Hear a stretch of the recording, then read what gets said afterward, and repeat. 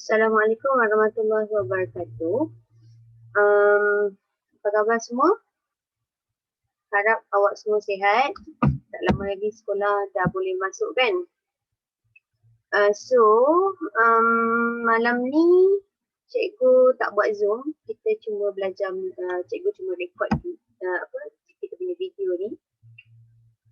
Kita akan buat latihan, ulang kaji cara-cara untuk menjawab soalan ringkasan, okey?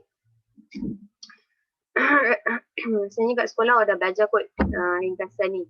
Kalau siapa yang masuk tuition dengan cikgu last year pun cikgu dah pernah ajar. So, kejap cikgu share screen kejap.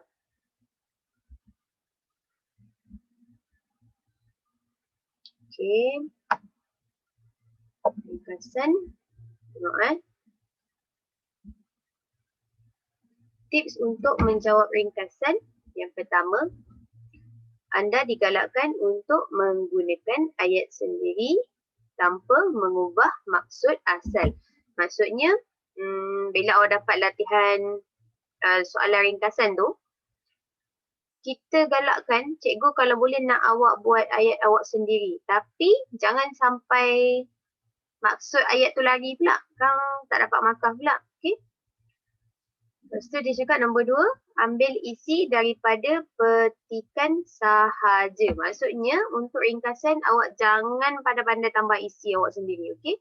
Guna apa yang ada, apa yang dia dah bagi dalam petikan tu je. Apa yang dia dah bagi tu, awak olah balik guna ayat awak sendiri. Tengok nombor 3. Jangan salin bulat-bulat daripada petikan. Ni yang macam cikgu cakap tadi, kalau boleh buat ayat sendiri. Awak ubah sikit-sikit pun okey dah. Nombor 4, dia cakap buangkan huraian, contoh, peribahasa dan lain-lain.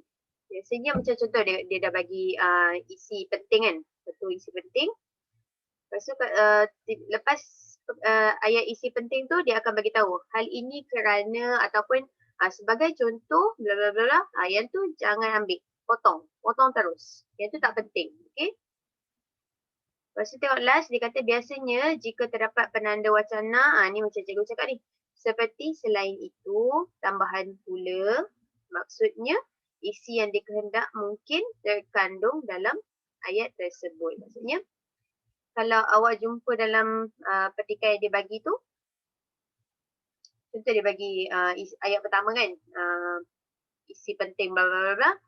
Lepas tu dia dah habis satu perenggan tu kan, titik, kemudian dia masuk perenggan next, dia bagi tahu.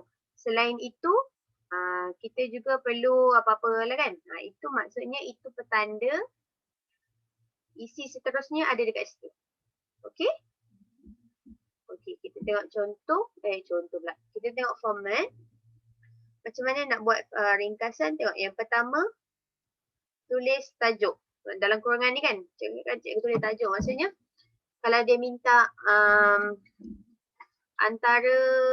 dia minta cara-cara untuk mengamalkan gaya hidup sihat.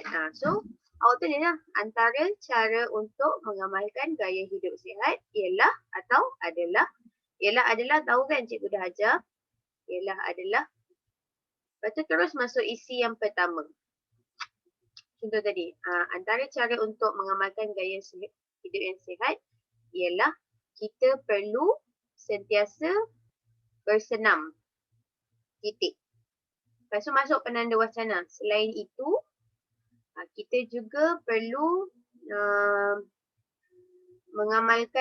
mengambil pemakanan yang mengikut apa kita panggil? Piramid makanan. Titik. Masuk lagi penanda wacana. Seterusnya. Masuk isi ketiga. Titik. Kemudian isi keempat. Titik. Tambahan pula isi kelima. Titik. Dan akhir sekali isi keenam. Titik. Tengok dia tulis bawah ni. Yang ni awak kena ingat. Isi keenam dan seterusnya cuma ditulis sekiranya belum cukup 80 patah perkataan. Maksudnya, kalau awak buat isi kelima dah sampai 80 patah perkataan, so awak dah tak payah tambah lah isi keenam. So dekat isi kelima ni lah tulis akhir sekali tu. Okay? Sebab ringkasan tak boleh lebih daripada 100 patah perkataan. Ingat Okey? Okey. Kita tengok contoh. Tengok kita baca. Kita baca sesama. Yang ni. Cikgu besarkan sikit.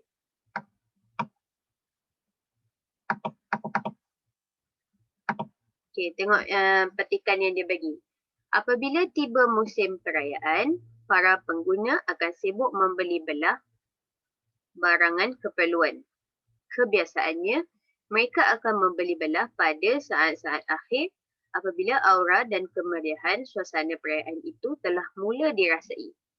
Tambahan pula, peniaga sering menggunakan gimik jualan murah pada musim perayaan untuk memancing minat pembeli. Pembelian yang hendak dibuat haruslah mengikut bajet ekonomi keluarga. Satu lagi cikgu lupa nak bagi tahu. Untuk jawab soalan ringkasan, kebiasaannya dekat arahan soalan dia dah bagi tahu dia nak apa. Contoh dia akan cakap dalam buku dalam latihan atau soalan tu dia akan cakap macam ni.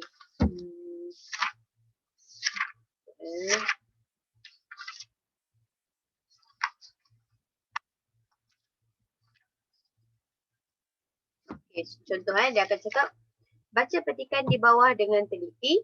Berdasarkan petikan tersebut, tulis sebuah ringkasan tentang amalan gaya hidup sihat. Maksudnya kita dah tahu tajuk dia apa dekat situ. Okay.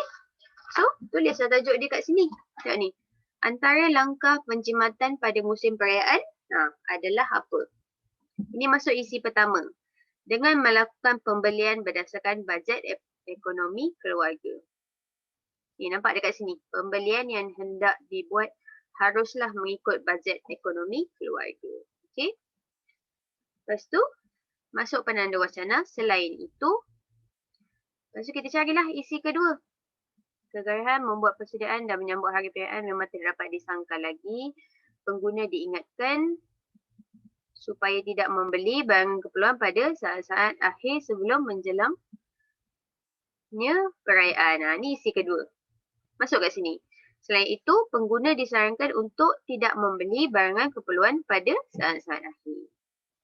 Dan seterusnya lah, samalah. Seterusnya, cari pula isi ketiga. Dia kata, pada waktu itu semua peniaga ayat ini, pada waktu itu semua peniaga tidak berminat untuk melayan proses tawar-menawar harga ni. Ini ialah huraian. So, tak perlu masukkan. So, dia kata apa? Cari lagi langkah penjimatan lain. Orang ramai disarankan supaya membeli barangan keperluan semasa jualan murah pada luar musim perayaan. Ni boleh dah tulis kat sini. Kerana harganya ternyata berbeza berbanding semasa musim perayaan. So, dia kata pengguna dinasihatkan untuk berbelanja jika ada diskaun. Ataupun ni lah. Semasa jualan murah. Kalau diskaun boleh, jualan murah boleh kan. Cikgu kata kalau boleh guna ayat sendiri kan. Kita tukar kepada diskaun. Lepas tu masuk pula isi yang seterusnya. Masuk penanda wacana. Kemudian pengguna juga harus mengelakkan pembelian tanpa perancangan. Okey. Kat mana dia tulis? Sini. Pengguna dinasihatkan supaya tidak membuat pembelian secara spontan. Lepas tu dia kata pengguna yang bijak akan merancang keperluan dan membuat senarai barangan yang diperlukan. Hal ini akan memudahkan ni tak payah. Ini maksudnya ia adalah huraian.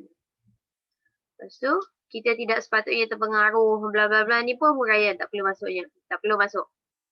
Lepas tu ditulis perabot, langsir dan cat rumah tidak semestinya perlu ditukar setiap tahun. Gunakan kreativiti untuk mentransformasikan barangan lama yang masih elok.